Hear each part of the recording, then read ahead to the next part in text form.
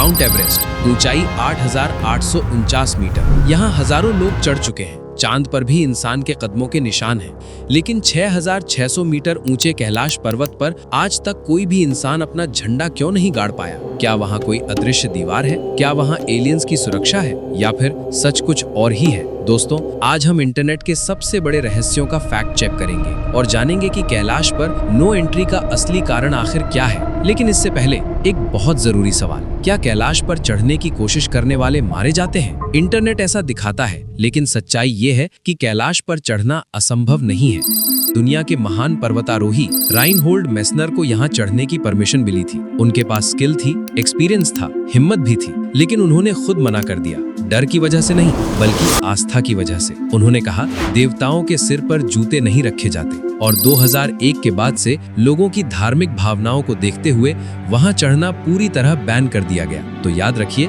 वहां कोई जादुई शक्ति आपको नहीं रोकती, हमारी और आपकी श्रद्धा रोकती है। लेकिन कैलाश का सबसे बड़ा रहस्य अभी बाकी है। वहां मौजूद 2 झीलें, एक मानसरोवर जिसका पानी मीठा है और ठीक बगल में राक्षस ताल जिसका पानी खारा और जहरीला है। लोग कहते हैं ये देवता और राक्षस का फर्क है, लेकिन अगर हम साइंस की माने तो जवाब बहुत सिंपल है। राक्षस ताल असल में एक लैंडलॉक, मतलब यहाँ पानी आता तो है पर बाहर निकलने का कोई रास्ता नहीं है। धूप से पानी भाप बनकर उड़ जाता है और नमक वहीं रह जाता है, बिल्कुल समंदर की तरह। वहीं दूसरी तरफ मानसरोवर का पानी बहता रहता है, ओवरफ्लो होता है, इसलिए वो ताजा बना रहता है। ये कोई शाप नहीं दोस्तों, बस जियोलॉजी है। अब आते हैं इंटरनेट के सबसे वायरल दावे पर, टाइम ट्रैवल। आपने रील्स में सुना होगा कि वहाँ बाल और नाखून बहुत तेज बढ़ते हैं, कि वहाँ समय तेज चलता है। ये दावा 1999 में एक रशियन डॉक्टर अर्न्स्ट मुल्डाशेव ने किया था। लेकिन रुकिए, क्या आप जानते हैं कि ये डॉक्टर साहब वैम्पायर्स और जलपरियों के होने में भी विश्वास रखते थे?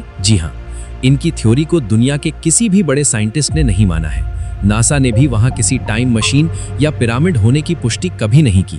ये सिर्फ एक मनगढ़ंत कहानी है जो इंटरनेट पर बार बार बेची जाती है। तो क्या कैलाश में कोई चमत्कार नहीं है? चमत्कार है, लेकिन वो टाइम मशीन या एलियंस का नहीं है। असली चमत्कार ये है कि जिस इंसान ने पूरी दुनिया को जीत लिया, चांद और मंगल तक पहुंच गया, उसने इस एक पहाड़ के सामने अपनी हार मान ली। ये पर्वत हमें सिखाता है कि कुछ चीजें जीतने के लिए नहीं, सिर्फ महसूस करने के लिए होती हैं।